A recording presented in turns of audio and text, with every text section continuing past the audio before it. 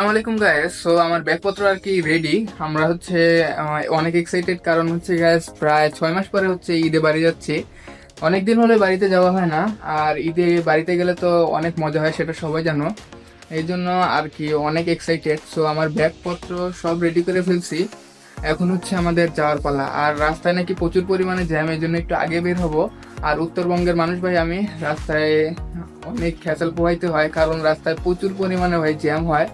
আর চন্দ্রার ওদিকের কথা তো বাদই দিলাম, আমাদের যাইতে অনেক সময় লাগবে।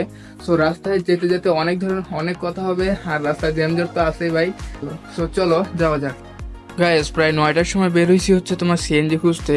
প্রায় 40 মিনিট সময় লাগছে আমার সিএনজি খুঁজতে, কারণ রাস্তায় এত পরিমাণে লোকজন আর সিএনজির এত চাহিদা ভাই, কি বলবো। সিএনজি খুঁজতে খুঁজতে প্রায় আমার 40 মিনিট সময় চলে গেছে। এরপরে আমার ভাই সমস্যা নাই, ভাড়াও আবার আর কি ডবল। 200 টাকার ভাড়া আমাকে এখন হচ্ছে 300 টাকা দিতে হবে। আর এই দিকে গরু মশাই রাস্তা পার হইতেছে।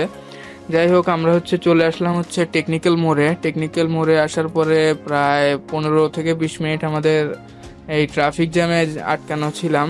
এরপরে আর কি গাড়ি ছেড়ে সিএনজি ছাড়ছে। ছাড়ার পরে ভাই রাস্তায় মোটামুটি ভালোই জ্যাম ছিল। এরপরেও এই যে দেখতেছো তোমরা, আমরা অনেক স্পিডে যাইতেছি। এটা হচ্ছে আমার ভাই ভিডিওর স্পিড বাড়াই দিছি, নাইলে ভাই সারাদিনে এই ভিডিও শেষ হবে না, অনেকক্ষণ ভিডিও রেকর্ড করা।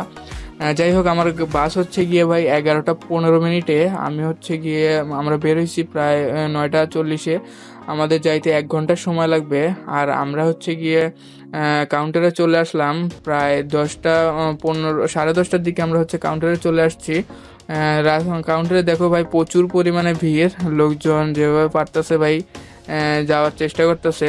আর এইদিকে হচ্ছে কাউন্টারগুলোতে টিকিট নাই ভাই, কারণ টিকিট তারা অনলাইনে ছেড়ে দিয়েছে, প্রায় কাউন্টারেও ছেড়ে দিছে। দেওয়ার পরে কাউন্টার এখন জিরো। কাউন্টারে মনে করো কোনো ধরনের টিকিট নেই। আমি হচ্ছে অনলাইন থেকে টিকিট কাটছিলাম, আমরা 4 জন হচ্ছে বাড়ি যাব, এই জন্য আগে থেকেই কাটছিলাম। আমাদের ভাড়া পড়ছে প্রায় এক একজনের 800 টাকা করে। আর তুমি যদি কাউন্টার থেকে কাটতে ভাই, কাউন্টার থেকে কাটলে তোমার ভাড়া পড়তো 1000 টাকা করে। যাই হোক, কাউন্টারওয়ালারা ঈদের সময় ব্যবসা করে, কিছু করার নাই। আর বাংলাদেশের এরকমই সব সময় হয়। যাই হোক, অনেক গাড়ি আমাদের ছেড়ে দিছে। দেওয়ার পরে ভাই আমরা হচ্ছে চলে আসলাম টাঙ্গাইলে। টাঙ্গাইলে ভাই ভালোই মোটামুটি জ্যাম ছিল। আর আমরা হচ্ছে গিয়ে চন্দ্রা দিয়ে আসি নাই, কারণ চন্দ্রায় প্রচুর পরিমাণে ভাই জ্যাম ছিল। ওই চন্দ্রা পার হইতে আমাদের ভোর হয়ে যেত।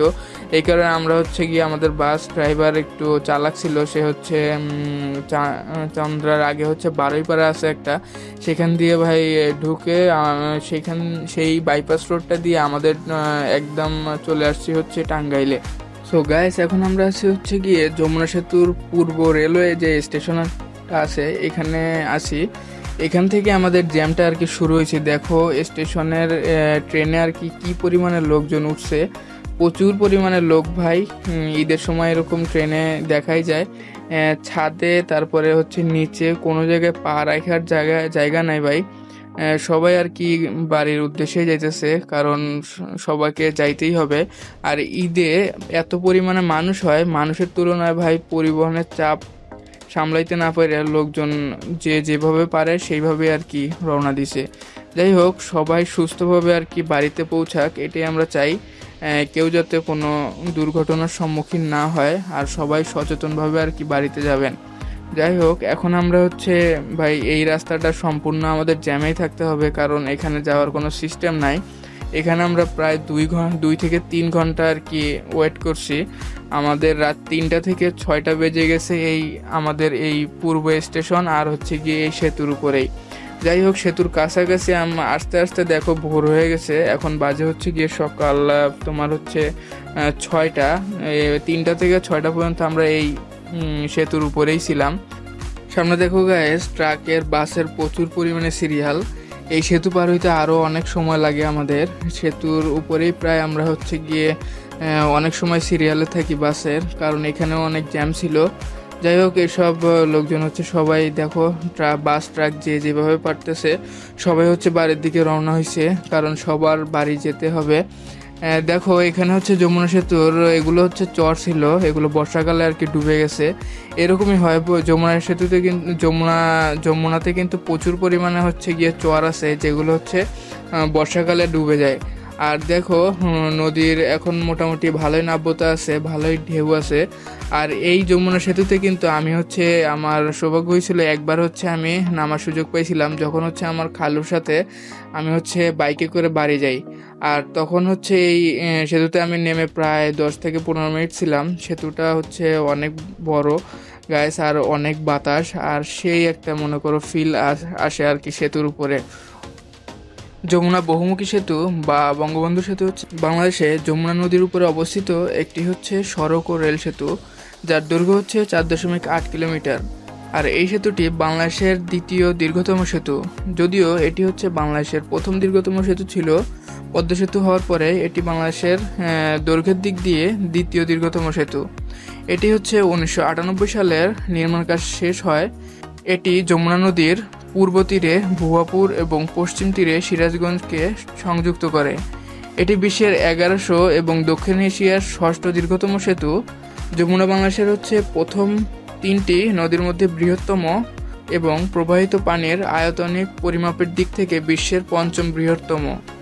যাই হোক, বঙ্গবন্ধু সেতু স্থাপনের জন্য প্রথম উদ্যোগ নেওয়া হয় হচ্ছে 1949 সালে, আর 1994 সালের 15ই অক্টোবর এর কাজ শুরু হয় এবং 1998 সালের 23শে জুন হচ্ছে এই সেতুটিতে গাড়ি চলাচলের জন্য উন্মুক্ত করে দেওয়া হয়। যাই হোক, এখন হচ্ছে আমরা এখন সিরাজগঞ্জে আছি।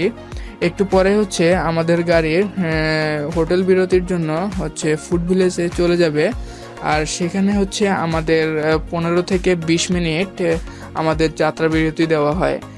উত্তরাঞ্চলে থাকেন আর ফুড ভিলেজ চেনেন না এরকম মানুষ কিন্তু খুব কম আছে, কারণ উত্তরাঞ্চলের যতগুলো মোটামুটি ভালো মানের গাড়ি রয়েছে সবগুলোই হচ্ছে এই ফুড ভিলেজে স্টে করে। এখানে হচ্ছে 15 থেকে 20 মিনিট যাত্রা বিরতি দেওয়া হয়। আর এখানকার খাবারের মোটামুটি মানসম্মত, আর খাবারের দামও কিন্তু ভাই প্রচুর পরিমাণে বেশি।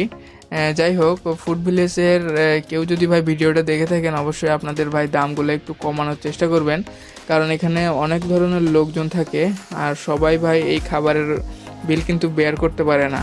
যাই হোক, এখানে হচ্ছে আমরা 20 মিনিট প্রায় যাত্রা বিরতি শেষ করে আমাদের বাস হচ্ছে গিয়ে আবার ছেড়ে দেয় ফুড ভিলেজ থেকে।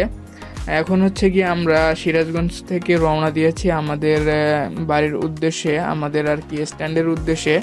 আমাদের যাইতে আরও প্রায় এখানে সিরাজগঞ্জ থেকে আমাদের বাড়ি যেতে প্রায় আরও 3 থেকে 4 ঘন্টা সময় লাগবে। আর সবচেয়ে ভালো বিষয় হচ্ছে গিয়ে এবার হচ্ছে যাওয়ার সময় দেখলাম যেটা চলমান যেসব ওভারপাসের কাজগুলো ছিল মোড়ে, সে সবগুলো ওভারপাস কিন্তু ছেড়ে দিয়েছে।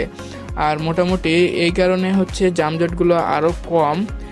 জাম যা পেয়েছি আমরা সব হচ্ছে গিয়ে তোমার যমুনা সেতুর পূর্বে আর সেতুর পরে সিরাজগঞ্জে কিছু ছিল, সেটা খুব কম, কিন্তু সেতুর আগে হচ্ছে জ্যামটা বেশি ছিল।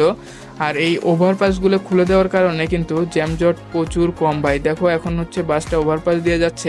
উত্তরাঞ্চলের ম্যাক্সিমাম মোড়গুলোতেই এই ওভারপাস দেওয়া হয়েছে। এই ওভারপাস দেওয়ার কারণে যে ভাই মানুষের কি পরিমাণে সুবিধা হয়েছে এটা বলে বোঝানো যাবে না, কারণ ওই এলাকার যে বাস ট্রাক অটোরিকশা থাকে এই মোড়গুলোতে থাকে, যার কারণে রাস্তায় প্রচুর পরিমাণে জ্যামজটের সৃষ্টি হইতো ভাই। আর এখন ওভারপাস থাকার কারণে এই জ্যামজটের মধ্যে আর পড়তে হয় না। যাই হোক, আমাদের আসতে প্রায় 9 ঘন্টা সময় লাগলো। ভ্রমণটা অনেক ভাই টায়ার্ডফুল ছিল। যাই হোক, আজকের ভিডিওটা কেমন লাগছে অবশ্যই কমেন্টস করে জানাবে। আর সবাইকে ঈদের অগ্রিম শুভেচ্ছা, ঈদ মোবারক জানিয়ে আজকের ভিডিওটা শেষ করছি। দেখা হবে নতুন একটা ভিডিওতে। সে পর্যন্ত ভালো থাকবে, সুস্থ থাকবে। টেক কেয়ার, আল্লাহ হাফেজ।